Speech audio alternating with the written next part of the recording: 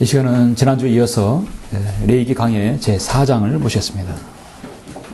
오해하라는 말씀은 레위기 강해 4장.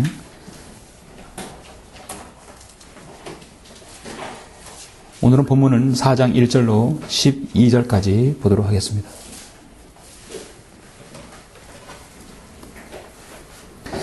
레위기는 참으로 딱딱한 말씀일 수 있습니다. 어려운 말씀일 수 있어요. 그러나 그 어떤 부분도 성경보다도 깊은 진리와 예수 그리스도의 예표를 잘 보여주고 있습니다. 그래서 레위기 같은 경우는 역사서는 문맥을 잘 이해하고 교리서는 그 교리를 잘 이렇게 이해해야 되지만 이 레위기 같은 경우는요 분석을 잘 해야 돼요. 그러니까 문맥들과 문맥을 잘 끊어서 분석을 잘 할 줄 알면 쉽게 이해할 수 있습니다. 자, 본문 4장 1절로 12절까지 보도록 하겠습니다.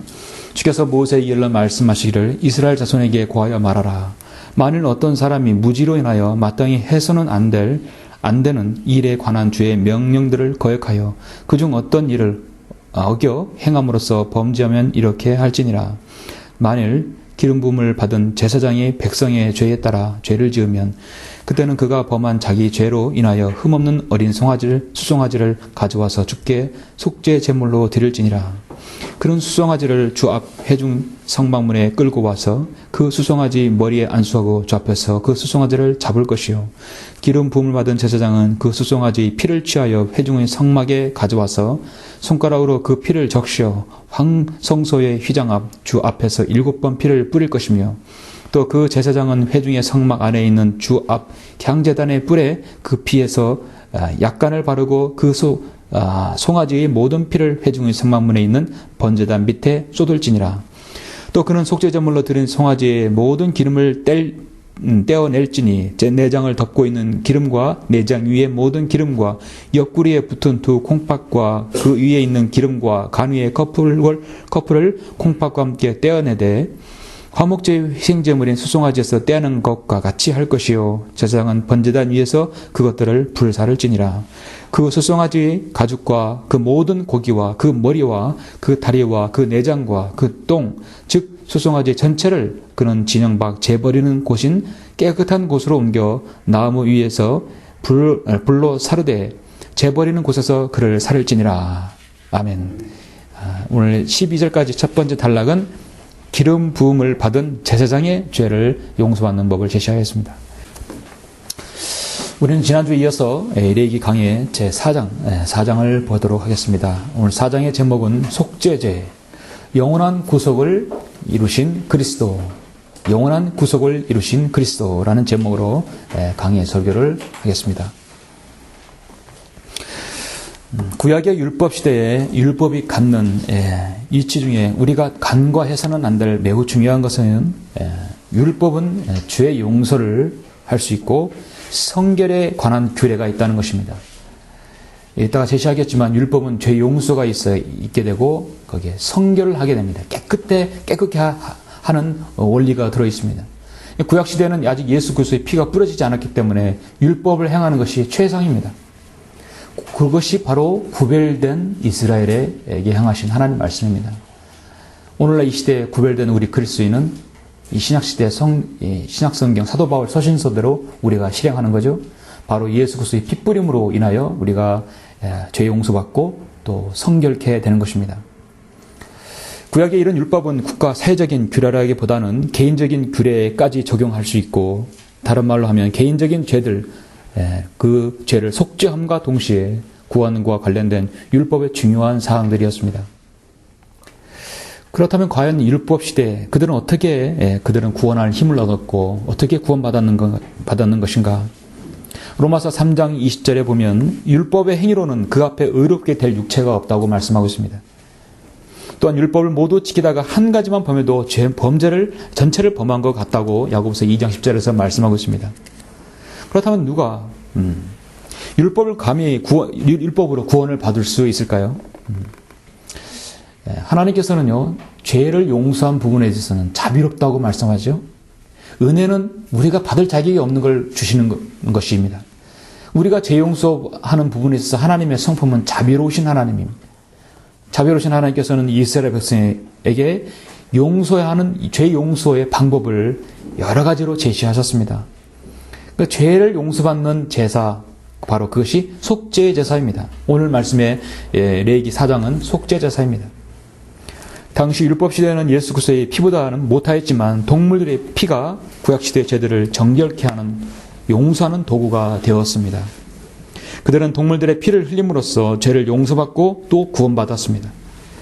비록 불완전하긴 했지만 하나님께서는 동물들의 피도 충분히 죄를 용서하는 효력을 가지게 하셨습니다. 하나님께서 그렇게 인정하신 것이에요. 여러분이 레위기 4장과 연관지어서는 반드시 이후에 복습을 할 때 히브리서 9장과 10장을 꼭 같이 읽어보십시오. 너무나 연관된 말씀들입니다. 히브리서 9장에서도 동물들의 피가 완전히 무효화되지 않았다고 말씀합니다. 일시적으로 한계적으로 유효하다고 말씀합니다. 동물들의 피가 효력이 있긴 하되 일시적이죠. 그러나 예수 그리스도의 피는 그보다 훨씬 더 큰 효력, 영원한 효력을 가지고 있다고 하는 것입니다. 그래서 여러분 히브리서는 뭐뭐보다 항상 그 비교를 말하고 있어요. 예수 그리스도는 구약의 율법보다 이 비교를 말합니다. 율법에 따르면 거의 모든 것이 피로써 정결케 되나니 피 흘림이 없이는 죄 사함이 없느니라. 바로 구약을 말씀하고 있죠. 이 신약 시대는 피 흘림이 없이는 죄 사함이 없느니라 말하는 게 아니라 예수 그리스도의 피 없이는 죄 사함이 없느니라 그렇게 말해야 되겠죠. 그러면 세상의 기초가 놓인 이래로 그가 여러 번 고난을 당하셨어야 될 것이지만 이제 그는 자신을 희생제물로 드려 죄를 없애시려고 세상 끝에 한 번 나타나셨느니라 했습니다. 사람은 누구나 죄를 짓습니다. 그 죄는 반드시 용서받아야 그 사람이 구원받습니다. 율법 시대는 율법에 따른 하나님께서 제시하신 방법대로 행해야만 죄를 용서받고 구원받을 수 있습니다. 우리가 앞에서 1장, 2장, 3장에서 번제제사, 음식제사, 화목제사를 보았죠. 모두 자진해서 드리는 것이었기 때문에 하나님께서는 그거를 향기로운 냄새나는 제물이었다고 말씀하고 있습니다. 그러나 속죄제와 그 뒤에 오는 속건제는요, 죄 때문에 드리는 필수적인 것이고 반드시 드려야 하는 제사이기 때문에 향기로운 냄새나는 제물은 되지 못하였습니다. 그러나 그것이 반드시 하나님께 드려져야 했습니다. 1년에 한 번 있는 속죄일에는 대제사장이 자신의 죄와 모든 백성의 죄를 한꺼번에 가지고 가서 속죄제를 드렸습니다. 오늘 우리가 살펴보고자 하는 이 속죄제는 1년 동안 지은 모든 죄에 대한 속죄제입니다. 우리가 지금 살펴보는 레위기 4장은 네 부류의 사람들을 위해서 드려집니다. 그것은 곧 기름 부음 받은 제사장과 온 회중의 치리자 그리고 또 회중의 각인. 그래서 3절에서 만일 기름 부음을 받은 제사장이 백성의 죄에 따라 죄를 지으면 13절에서 만일 이스라엘 온 회중의 무지로 인하여 범죄하고 그 일을 집회의 눈에서 감추면 그렇게 해서는 안 되는 일에 관한 주의 명령 중에서 어떤 것을 것에 거역하여 행하였으니 그들의 유죄가 되느니라 했습니다. 22절은 어떤 치리자, 무지해서 안 되는, 해서는 안 되는 일에 관해. 그리고 또 27절에서 만일 일반 백성 중에서 어떤 사람, 각인이죠. 그래서 네 부류를 말씀하고 있습니다. 여러분 교재의 표를 보시면 제사장의 죄와 온 회중의 죄와 치리자의 죄와 백성 중에 개인의 죄가 나오죠. 우리가 레위기 4장의 속죄제를 이해하는 데 있어서 어떻게 구분을 해야 되냐면 제사장의 죄와 온 회중의 죄를 같이 한번 묶고 그 다음에 치리자의 죄와 백성 중 개인의 죄를 묶어야 합니다. 왜냐하면 제사장의 죄와 온 회중의 죄를 용서받는 방법이 같기 때문입니다. 그리고 치리자의 죄와 백성 중 개인의 죄를 치리한 죄 용서받는 방법이 같기 때문에 두 부분으로 나눈 것입니다. 제물은 어린 수송아지가 들어가죠. 제사장과 온 회중의 죄는 피는 휘장 앞 주 앞에서 7번 뿌리게 됩니다. 향제단화 뿔에 약간 바릅니다. 그리고 나머지는 번제단 밑에 쏟아버립니다. 기름, 내장 주변 이 콩팥, 그 주변 간 이 커플까지 모두 다 태워버립니다. 나머지는 진영 밖에 버리는 곳에서 태웁니다. 이것은 먹어서는 안 되는 것입니다. 그리고 치리자의 죄에 대해서 그리고 백성 중 개인의 죄에 대해서는 순염소 새끼나 암염소 새끼, 어린 암양을 제사로 드리죠. 그리고 피는 제사장이 손가락으로 피를 찍어 번제단 위에 바르고 쏟아버립니다. 기름은 태우고 그리고 이 부분에 있어서는 제사장이 먹을 수가 있습니다. 속죄제나 속건제는 특정한 상황에서 자원하면 의무적으로 반드시 드려야 할 제사이죠. 그렇게 해야 죄를 용서받고 이스라엘에서 끊어지지 않습니다. 여러분 지금 이 표에서 보시다시피 번제와 화목제의 경우는 그 바쳐지는 짐승의 종류에 따라 묘사됩니다. 자, 소가 되느냐, 양이 되느냐, 염소에 따라서 방법이 다르지만, 자, 속죄제는 어떤 죄인이냐에 따라 제사 방법이 틀리는 것이에요. 바로 그거를 구별을 해야 할 것입니다. 그렇다면 우리는 이 속죄제를 통해서 이 속죄 제사가 갖는 의미는 무엇인가? 속죄제의 영원한 구속을 이루신 그리스도. 이 속죄사의 의미는 무엇인가? 자, 저는 오늘 두 가지를 여러분에게 제시하겠습니다. 첫 번째는 제사장과 온 회중의 죄에 대해서 속죄를 이루었다 했습니다. 방금 제가 4장 1절로 12절을 읽었기 때문에 봉독이 올리기 때문에 4장 13절부터 21절을 보시겠습니다. 자, 1절부터 12절의 방식과 그 다음에 회중의 죄에 대한 해결의 방식이 13절부터 21절이 동일합니다. 13절 보시면 그리고 만일 이스라엘 온 회중이 무지로 인하여 범죄하고 그 일을 집회의 눈에서 감추면 그들은 해서는 안 되는 일에 관한 주의 명령 중에서 어떤 것에 거역하여 행하였으니 그들은 유죄가 되느니라. 그들이 그 명령을 거역하여 죄를 지은 그 죄가 알려지면 그때 회중은 그 죄로 인한 어린 수송아지를 바칠지니 회중의 성막 앞으로 그것을 끌고 와서 회중의 장로들이 주 앞에서 그 수송아지를 머리에 안수하고 그 수송아지를 주 앞에서 잡을 것이요. 기름 부음을 받은 제사장은 수송아지 피를 회중의 성막으로 가져다가 여러분 17, 18, 19절이 17, 18절이 중요합니다. 제사장은 자기 손가락으로 그 피를 적셔 휘장 앞 주 앞에서 7번 뿌릴지니라. 또 그는 그 피에서 약간을 회중의 성막 안 주 앞에 있는 제단 뿔에 바르고 그 모든 피는 회중의 성막문에 있는 번제단 밑에 쏟을 것이며 그는 그 수송아지에서 기름을 모두 취하여 제단 위에서 살을 찌니라. 그는 그 수송아지를 속죄제의 수송아지에게 한 것 같이 할지니 이것으로 그렇게 할지니라. 제사장이 그들을 위하여 속죄하리니 그들은 용서함을 받으리라. 그는 그 수송아지를 진영 밖으로 옮겨 처음 수송아지를 불사른같이 불사를 찌니 그것이 회중을 위한 속죄제니라 했습니다. 동일한 것은 기름을 모두 태우고 고기는 먹어서는 안 됩니다. 반드시 진영 밖에서 불살라야 합니다. 이것은 향기로운 제사, 냄새나는 제사가 아닙니다.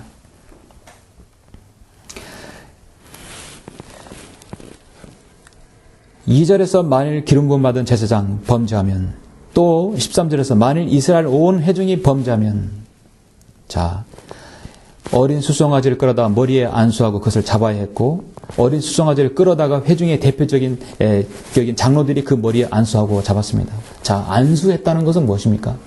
그 안수했다는 것은요, 내 죄가 너에게 다 전가됐다는 거예요. 내 죄가 수송아지에게, 암양에게 모두 다 전이 되는 거예요. 그래서 그 죄로 인하여 그 대신 그 송아지가 피를 흘려야 되는 것입니다. 그래서 안수 개념은 죄의 전가를 말씀하고 있죠.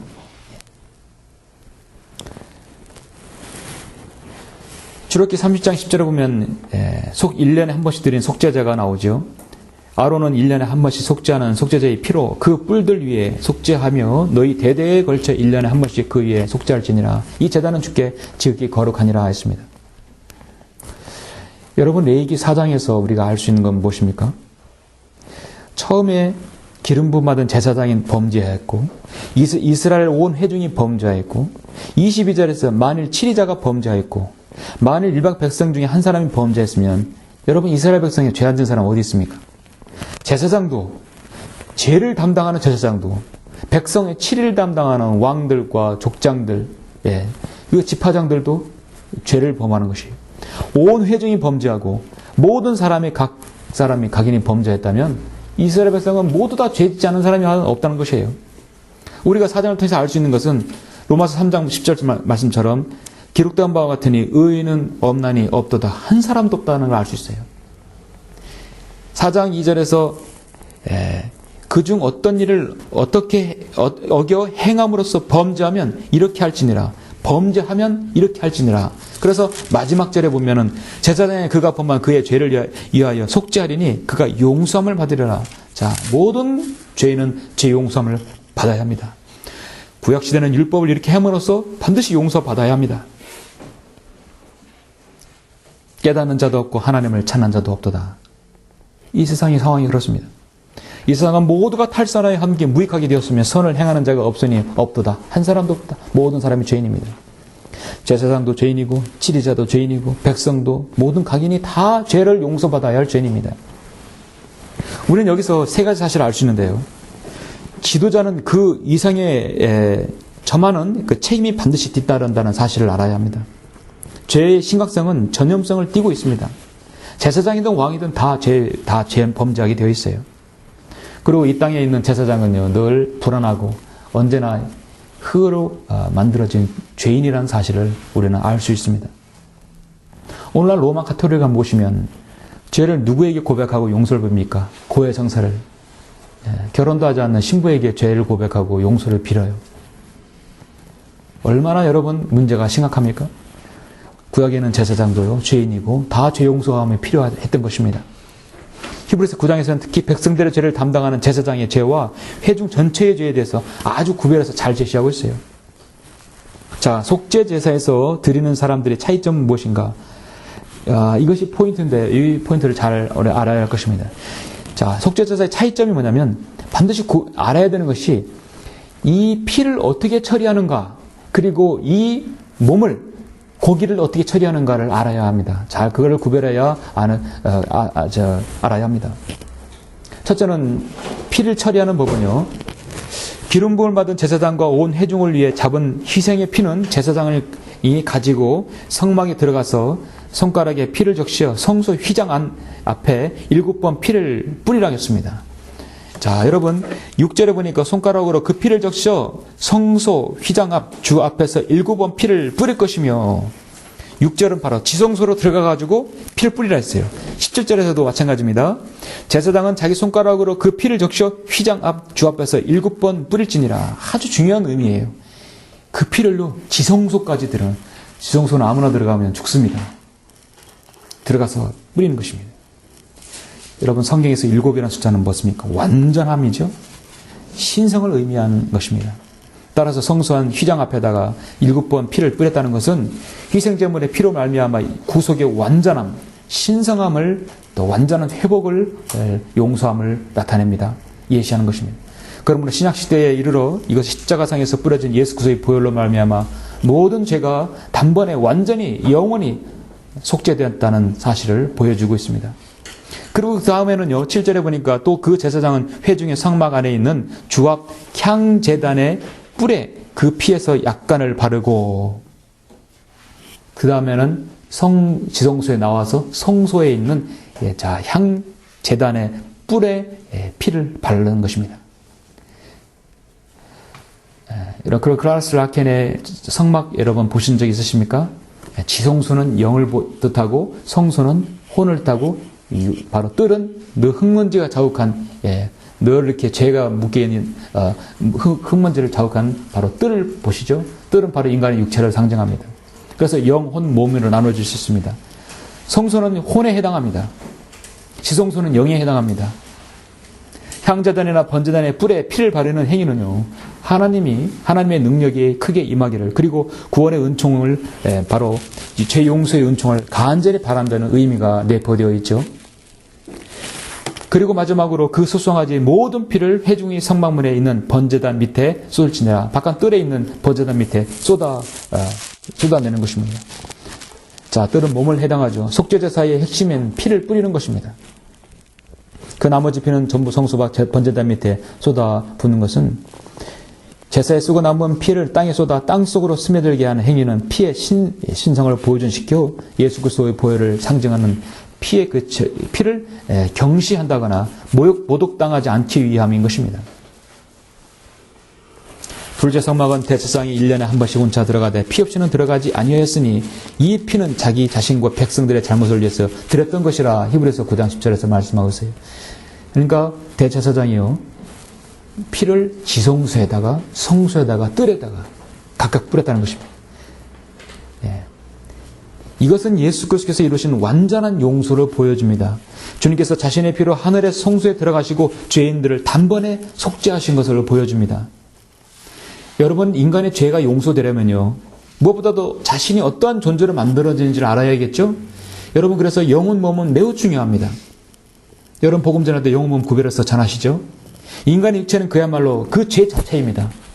그리고 인간의 혼의 죄 문제는 근본적인 문제예요. 그 자신의 문제입니다. 이 혼의 지령이 없이 인간의 육체가 죄질 수 없는 것이죠. 그래서 그 혼의 죄 문제가 여전히 남아있어요. 육체는 썩어져 없어져도 혼의 죄는 남아있기 때문에 그 죄값을 치러서 결국은 심판과 지옥으로 가는 것이에요. 왜 혼이 지옥에 가는가? 혼의 죄 문제가 남아있기 때문입니다. 인간의 영은 여러분, 인간의 내면의 가장 깊은 곳, 마음, 양심까지도 이미 죄로 더럽혀져 있죠. 그러므로 여러분, 인간의 영과 혼과 몸은 다 죄 용서함을 받아야 하는 것입니다. 그렇기 때문에 지성소와 성소와 뜰에 다 피를 뿌려야 되는 것이었어요. 성경은 마가복음 7장에서 주님께서 말씀하십니다. 사람에게서 나오는 것이 그 사람을 더럽히느니라. 이는 이 7장 21절에서도 23절에 나오는 죄의 목록은요, 마음과 혼과 생각, 육체의 모든 영혼 몸이 다 나와 있습니다. 이는 속에서 사람들의 마음에서 나오는 것은 악한 생각과 간음과 음행과 살인과 도둑질과 탐욕과 악의와 사기와 방탕과 악한 눈과 하나님을 모독함과 교만과 어리석음이기 때문이니 이런 모든 악한 것은 속에서 나와 그 사람을 더럽히느니라. 우리 영혼 몸이 다 죄로 더럽혀졌기 때문에 영혼 몸이 다 죄 용서를 받아야 하는 것입니다. 속죄제에서 피를 지성소와 성소와 뜰 뿌리는 것은 오늘날 죄 가운데 있는 우리가 예수 그리스도의 피로 우리 모두가 다 정결케 됨을 예표하고 있습니다. 잠시 여러분, 히브리서 9장 한번 잠시 9절 보시겠습니까?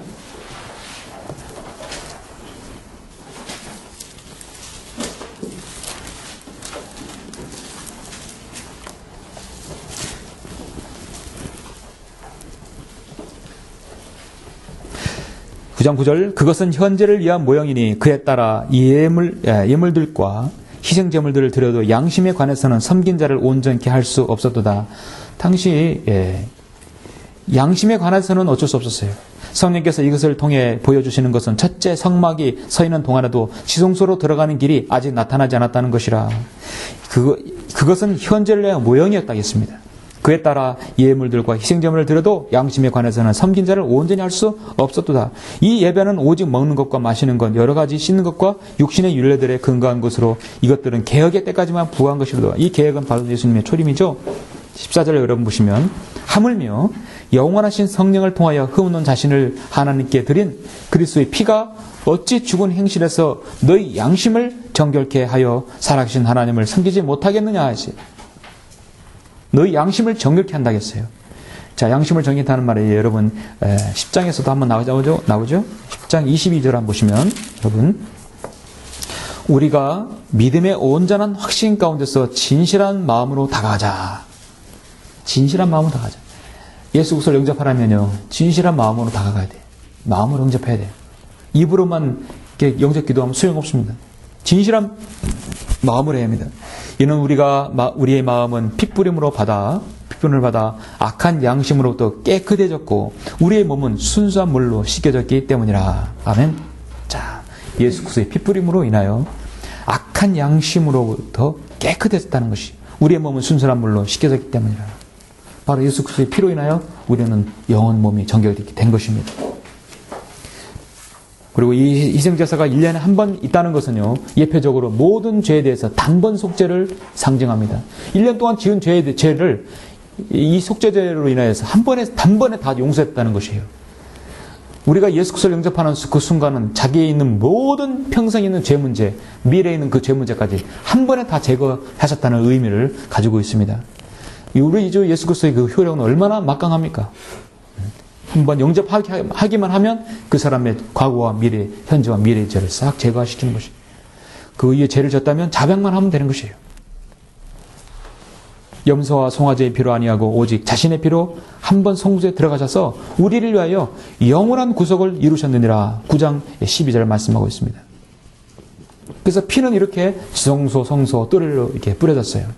문제는 이제 두 번째로 그 제물의 몸을 어떻게 처리하는가? 이 제물의 몸을 어떻게 처리하는가? 그것은 제사장과 온 회중의 속죄제물인 경우 제사장은 그 가죽을 벗기고 모든 기름과 그 콩팥과 그 위에 있는 기름과 엉덩이 살은 모두 번제단 위에 불살랐습니다. 이것은요, 화목제하고 동일합니다. 동일해요. 기름은 다 태워야 됩니다. 그리고 그 수송아지 고기의 나머지 부분과 가죽 머리, 다리의 내장은 진영 바깥에 있는 재버리는 곳에 가져다가 불살랐습니다. 12절에서 즉 수송아지 전체를 그는 진영 밖 재버리는 곳인 깨끗한 곳으로 옮겨 나무 위에서 불로 사르되 재버리는 곳에서 그를 살찌니라. 마찬가지로 온 회중이지 무지로 인한 죄도요. 여러분 21절에서 그는 그 수송아지를 진영 밖으로 옮겨 처음 수송아지를 불사른 같이 불사를지니 그것이 회중을 위한 속죄전이라 했습니다. 중요한 것은 고기는 절대 먹어서는 안 됩니다. 이 부분도 반드시 찾아서 보셔야겠네요. 여러분 히브리서 13장 11절을 보시겠습니다. 13장 11절 13절 보시면 이는 죄를 위해 대제사장의 성소에 그 피를 가지고 들어가는 그 짐승들의 몸은 진영 밖에서 태우기 때문이라. 우리가 얘기해 봤죠? 그런즉 예수께서도 자신의 피로써 사람들을 거룩하게 하시려고 성문 밖에서 고난을 받으셨느니라. 그러므로 우리도 그의 수치를 짊어지고 진영 밖에 있는 그에게로 나아가자. 진영 밖에 있는 그에게로 나가자. 여기에서 우리에게 영원한 도성이 없는 거로, 여기에는 우리에게 영원한 도성이 없는 거로 우리는 장차 올 도성을 찾고 있노라. 아멘. 우리는 순례자들입니다. 그 수치를 짊어지고 진영 밖에 있는 그에게로 나아가야 됩니다. 그런데 우리는 예수 그리스도를 위해서 대신 수치를 짊어질 그런 그리스도인은 쉽게 찾아볼 수 없습니다. 참으로 주님을 위해서 수고하고 수치를 짊어지는 그리스도인이 어디 있습니까? 성령을 믿는 그리스도인만이 할 수 있습니다. 이 속죄사는 진영 밖에 십자가를 지신 예수 그리스도를 상징합니다. 진영 밖이란 재버리는 곳입니다. 그 더러움을 처리하는 곳입니다. 우리 주님께서 그러한 수치를 바로 여러분을 위해서 다 당하셨습니다. 이에 따라 우리도 주님의 수치를 짊어져야 합니다. 그러므로 속죄제사는 예수 그리스도의 위대한 구속사역과 더불어 내가 십자가를 지고 주님에 따르는 헌신을 바로 제자도를 설명하는 것입니다. 그러므로 우리가 그분을 위해 통해서 찬양의 제물을 하나님께 계속해서 드리자. 히브리서 3장 15절 말씀. 이것이 그 이름에 감사하는 우리 입술의 열매니라. 아까 여러분 주님의 그 찬양, 보혈 찬양과 주님의 그 십자가 이룬 구속을 찬양할 때 얼마나 여러분 참으로 기쁩니까? 그분을 통해서 찬양의 제물을 하나님께 계속해서 드리자. 이 땅에서 우리가 드려야 할 것입니다. 이것이 그의 이름에 감사하는 우리 입술의 열매니라. 또한 선을 행함과 함께 나누는 것을 잊지 말자. 하나님께서는 그러한 제물들을 매우 기뻐하시느니라. 여러분의 그 찬양의 제물, 감사의 제물 기뻐하시는 것입니다. 이 희생제에서는 어떤 고기도 제사장이나 사람이 먹어서는 안 되는 것이죠. 두 번째로 속죄제의 영원한 구속을 이루신 그리스도. 이 속죄제의 의미는 무엇인가? 두 번째는 이제 어떤 분이냐면 치리자와 백성 개인의 죄에 대한 속죄를 이루셨습니다. 다시 레위기 4장에서 22절에 보시면 어떤 치리자가 무지하여 해서는 안 되는 일에 관해 주 그의 하나님의 명령들 가운데 어떤 것을 거역하여 행함으로써 범죄하여 죄가 되거나 자기가 지은 죄를 깨닫게 되면 그는 흠없는 수소 새끼를 제물로 가져다가 그는 그 수염소 머리에 안수하여 그들이 주 앞에 번제물을 잡는 곳에서 그것을 잡을지니 그것이 속죄제니라. 제사장은 자기 손가락으로 속죄제물에 피를 찍어 번제단 불에 바르고 그 피는 번제단 밑에 쏟을 것이며 그는 모든 기름을 화목제의 희생제물에 기름같이 불사를지니 제사장이 그 죄에 관해서처럼 그를 위하여 속죄하면 그는 용서함을 받으리라. 동일합니다. 어떤 사람이 개인적으로 무지해서 마땅히 해서는 안 된 일에 관한 주의 명령들 가운데서도 마찬가지 용서받으려면 동일합니다. 치리자나 일반 백성 중 한 사람이 속죄제물의 피의 처리는 바로 제사장 손가락에 적셔서 번제단에 뿔에 바르고 그 나머지는 모두 제단 밑에 쏟게 됩니다. 여러분 아까 제사장하고 온 회중이 지은 죄하고 약간 틀리죠? 그러나 치리자나 백성의 속죄제물인 경우 기름은 모두 제거하여 단 위에서 불사르고 제물의 고기는 회중의 선막들에서 제사장들이 삶아 먹을 수 있어요. 그래서 여러분 이 치리자와 백성 개인의 죄에 대해서의 고기는 단 먹을 수 있어요. 이 부분은 먹을 수 있어요. 자, 다시 여러분 6장을 보시겠습니다. 자, 6장은 이제 부연 설명이죠. 6장 24절 보시면, 자, 이것이 바로 이 후반부에 나오는 해당하는 것이에요. 주께서 모세에게 일러 말씀하시기를 아론과 그의 아들들에게 일러 말하라. 이것이 속죄제의 법이니라. 번제물을 잡는 곳에서 주 앞에 속죄제물을 잡을지니 그것은 즉이 거룩하니라. 죄를 위하여 그것을 드리는 제사장이 그것을 먹을지니 회중의 성막들 거룩한 곳에서 그것을 먹을지니라. 그 고기에 닿는 것은 무엇이든지 거룩하게 되나니 그 피가 어떤 의복이든지 뿌려졌으면 너는 뿌려진 그것을 거룩한 곳에서 빨지니라. 그러나 그것을 삶은 질그릇은 깨트릴 것이요 만일 노릇이 삶았으면 문질러서 닦고 물로 헹굴지니라. 제사장들 가운데 모든 남자만 그것을 먹을지니 그것은 즉히 거룩하니라. 해당하는 제사장 먹어야 돼요. 성국에서 화해를 위하여 회중의 성막으로 피를 가져온 어떠한 속죄제물도 먹을 수 없나니 그것은 불로 살찌니라 했습니다. 이렇게 해서 죄 용서를 받게 됩니다. 아까 제가 서두에서요, 이 속죄제사는요, 죄 용서와 또 성결을 의미한다겠죠? 자, 죄를 짓지 않아도요, 죄를 짓지 않았는데도, 자기가 무지해서 죄를 짓지 않았는데도 속죄제사를 드려야 할 경우가 있어요. 그건 언제냐면, 레위기 12장에 보면 출산한 산모가 속죄제사를 드려야 합니다. 레위기 14장에 보면 피부병이 있는 사람도 드려야 합니다. 레위기 15장에서는 유출병을 앓는 사람도 드려야 합니다. 이들은 죄산보다는 그것과 구분이 되는 정결을 위한 제사가 바로 속죄제사였던 것입니다. 그래서 속죄제사는 죄 용서함과 정결함을 나타내는 것이죠. 결론적으로 속죄제의 두 가지 특징이 뭐냐면 피를 성막 안에 가져와서 휘장 뿌리는 것, 지성수에 뿌리고 성수에 뿌리고 뜰에 뿌리는 것이, 그리고 고기는 진영 밖에 옮긴다는 것을. 여러분 이것을 한번 생각해 보시면 어떻습니까? 이 두 가지 특징에서 우리는 속죄사의 의미를 알 수 있습니다. 성박 갈보리 언덕에서 죄를 속죄하게 하여 예수님께서 자신의 피를 흘리신 주님을 의미하는 것인데요. 실로 피와 살은 극과 극의 대조를 이루죠. 우리는 주님께서는 저 지극히 높은 셋째 하늘에 하나님 우편에 계시다가 그 보좌를 버리시고 저 낮고 낮은 저 인간 벌레 같은 우리 죄인의 몸을 입으셔서 우리를 위해서 죽으셨어요. 그 보좌를 내려버리시고요. 피는 지극히 지성소 안에 들어가서 아주 진영 바깥에까지 내버려졌다는 것입니다. 고기는 가장 높은 보좌를 버리시고 가장 낮고 비천한 자리까지 우리를 위해서 주님께서 담당하셨던 것을 우리가 알 수 있습니다. 구약에서 대제사장이 1년에 한 번 성소로 들어가 동물들의 피로 회중들을 위한 속죄제를 드리지만 어디까지나 그것은 죄를 덮는 것이고 그것이 바로 어토놈 속죄 개념입니다. 그러나 우리 주님께서 우리를 위해서 흘리신 그 보혈은요, 영원한 구속을 이루신 바로 리뎀션, 영원한 구속입니다. 그들이 해마다 계속해서 바치는 제물로는 죄들을 제거하는 것이 불가능하기 때문이라고 히브리서 10장 1절 4절에서 말씀하고 있습니다. 그러나 예수께서는 주의 뜻을 행하려고 이 땅에 하나님의 어린 양으로 오셔서 스스로 제물들을 주는 게 자신이 제물이 되어주셨고 영원한 구속을 이루신 것입니다. 예수 그리스도의 보혈은 단순한 인간의 피나 동물의 피가 아니라 하나님의 피이기 때문입니다. 따라서 예수 그리스도의 보혈은 믿는 모든 사람들의 죄성을 여전히 제거하고 그 양심까지도 정결케 한다는 것, 위대한 능력을 가지고 있습니다. 여러분 그 능력으로 여러분 구원받으셨죠? 예. 그래서 9장 12, 14절을 보시면 마지막으로 오직 자신의 피로 한 번 성소에 들어가셔서 우리를 위하여 영원한 구속을 이루셨느니라. 하물며 영원하신 성령을 통하여 흠없는 자신을 하나님께 드린 그리스도의 피가 어찌 죽은 행실에서 너의 양심을 정결케 하여 살아계신 하나님을 섬기게 하지 못하겠느냐? 할 수 있다는 얘기예요. 여러분 예수 그리스도의 피로 여러분의 양심으로부터 주님을 신실하게 섬기기를 원하는 것입니다. 그렇게 할 수 있겠습니까? 깨끗한 양심으로 섬기며 성결을 유지하면서 주님의 그 위대한 구속 사역을 전하는데 우리는 더욱 힘써야 할 것입니다. 기도하시겠습니다.